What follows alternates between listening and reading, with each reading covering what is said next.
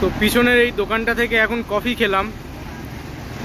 এটা একটা ভিয়েতনামিজ দোকান, এখনও কম্বোডিয়ায় আছি, কিন্তু এটা একটা ভিয়েতনামিজ দোকান। কম্বোডিয়ার এই এরিয়ায় প্রচুর ভিয়েতনামের লোক আছে। তো কফিটার দাম 25,000 ডং লেখা ছিল। 25,000 ডং মানে রিয়েলে করলে ওটা 4,000 রিয়েলের কাছাকাছি হবে। কিন্তু ওনারা পুরনো একটা হিসেব, যখন 5,000 রিয়েল ছিল 25,000 ডংয়ে, সেই হিসেবটা ওনারা এখনও চালাচ্ছেন। সেই জন্য 1,000 ডং বেশি দিতে হলো, 4,000-এর বদলে 5,000 দিতে হলো। তো সকালবেলা ভাতই খেতে চেয়েছিলাম, কিন্তু তেমন ভাতের মতো কিছু বা ভালো ব্রেকফাস্টের মতো কিছু ছিল না বলে কফি খেলাম, এছাড়া আর কিছু খাওয়ার নেই। তো আপাতত ভিয়েতনামের ভিসা এখনও অ্যাপ্রুভ হয়নি। 1 সপ্তাহের মতো হয়ে গেল অ্যাপ্লাই করেছি, কিন্তু এখনও অ্যাপ্রুভ হয়নি। এতদিনে অ্যাপ্রুভ হয়ে যাওয়ার কথা ছিল, কিন্তু এটা খুবই খারাপ হচ্ছে আমার সঙ্গে। এতদিন হয়ে গেল ভিয়েতনামের ভিসা এখনও অ্যাপ্রুভ হচ্ছে না, সেই কারণে আমি কম্বোডিয়ায় আটকে পড়েছি। একটু একটু করে বর্ডারের দিকে এগোচ্ছিলাম, এখন বর্ডারের একদম কাছেই আছি, 2 কিলোমিটার দূরে বর্ডার। কিন্তু তা সত্ত্বেও ভিয়েতনামে যেতে পারবো না, কারণ ভিসাটা তো অ্যাপ্রুভ হয়নি। কাল এখানে অহেতুক অনেক টাকা খরচ হয়ে গেছে। এক তো যে বাইকে করে এসেছিলাম 50,000 রিয়েল চেয়ে বসেছে, মানে $12 কাছে। আর কাল সারাদিন হেঁটে এত টায়ার্ড ছিলাম যে বাধ্য হয়ে $15 একটা হোটেল, পিছনে $15 একটা রুম বুক করতে হয়েছিল কালকের। যদিও রুম বুক করার পর কাল রাতে 11-12টার দিকে পুরো রুমের লাইট এসি সব বন্ধ হয়ে যায়। আর এখানে এসি রুম ছাড়া নর্মাল রুম ছিল না, তো বাধ্য হয়ে এসি রুমই নিতে হয়েছিল।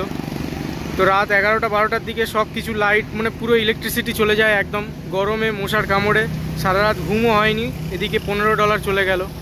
তো ওনারদের কিছু বলাও যাবে না, কারণ ভাষা কিছু বুঝতে পারছে না, পুরো ট্রান্সলেটার ইউজ করে করে কথা বলতে হচ্ছে। তাতে তারাও বিরক্ত হচ্ছে আর আমিও একটু বিব্রত হচ্ছি। তো এখন কিছু প্ল্যান নেই, আজকের আবার $15 দিয়ে থাকা সম্ভব নয়, অত বাজেট নেই আমার কাছে। তো আপাতত কাছাকাছি একটা মন্দির আছে, মন্দিরে চলে যাব। যদি সম্ভব হয় আজকে সারাদিন মন্দিরেই থাকবো, আর রাত্রে যদি থাকতে দেয় রাত্রেও মন্দিরেই থেকে যাব, যতদিন না ভিয়েতনামের ভিসাটা আসে।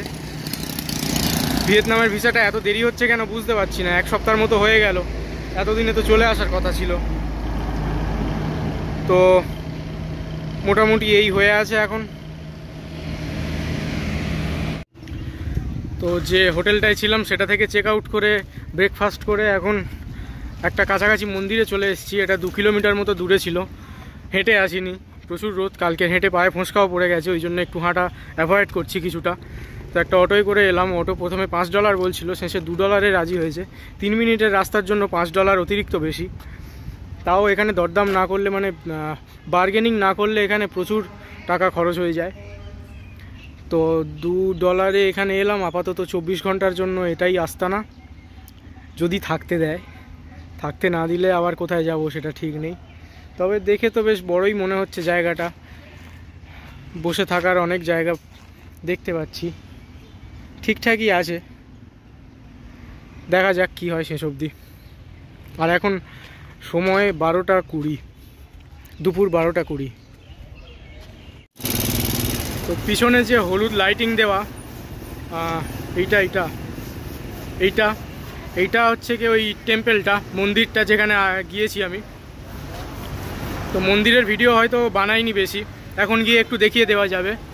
তো ওই মন্দিরে আজকের রাত্রে থাকবো। ওনারা মঙ্ক যারা ছিলেন তারা বলেছেন যে আজকের ওখানে থাকতে পারবো। বাকি ভিয়েতনামের ভিসা আজকের এই একটু আগেই দেখলাম অ্যাপ্রুভ হয়ে গেছে। তো কাল সকালেই ভিয়েতনামের জন্য বেরিয়ে যাব। এখান থেকে 4 কিলোমিটার মতো দূরত্ব হবে, কারণ কিছুটা সরে এসেছি, আবার 2 কিলোমিটার ছিল, আবার 2 কিলোমিটার সরে এসেছি, তো 4 কিলোমিটার যেতে হবে এখান থেকে। তো ভিসা তো হয়ে গেছে, কিছু কিছু রিকোয়ারমেন্ট হয়তো থাকবে ওখানে, নির্দিষ্ট অ্যামাউন্ট একটা টাকা লাগবে, বা হোটেল বুকিং, তো রিটার্ন ফ্লাইট বুকিং ইত্যাদি যদি দেখতে চায় সেগুলোর একটু ব্যবস্থা করতে হবে যতটা সম্ভব। তো আশা করছি ইমিগ্রেশনে কোনো সমস্যা হবে না, ভিয়েতনামে চলে যেতে পারবো আরামসে। তো কাল সকালে ভিয়েতনামের জন্য রওনা হচ্ছি। আর মন্দিরের কাছাকাছি একটা, এই যে দেওয়ালের ওপারে লাইট দেখা যাচ্ছে এটাই মন্দির। আর রাস্তার এই পাশে একটা ছোট মার্কেট মতো আছে, এই মার্কেটে এসছিলাম এখন একটু খেয়ে নিতে, রাত্রে ডিনার করতে। এখন 7টা 23 বাজে। তো মন্দিরের গেটও বন্ধ হয়ে যাবে আর হয়তো দোকানপাটও বন্ধ হয়ে যেতে পারে, ওই জন্য একটু তাড়াতাড়ি খেয়ে নিলাম। তো আজকেরকার মতো এই গুড নাইট।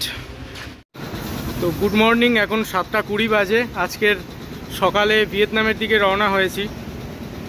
এখন কিছু ব্রেকফাস্ট করব আর এটিএম থেকে কিছু টাকাও উইথড্র করতে হবে, করে এবারে ভিয়েতনামের দিকে যাব। আর পিছনে এই মন্দিরটায় আমি ছিলাম, এখান থেকে বেরিয়ে এলাম, এসে এই পিছনের যে দোকানটা আছে এখানে কালকের খেয়েছিলাম, তো আজকেরও খেতে এসেছি, কিন্তু এখন দোকানটা বন্ধ। তো কিছুটা এদিক সামনের দিকে যাব। আর নেক্সট কান্ট্রি ভিয়েতনাম।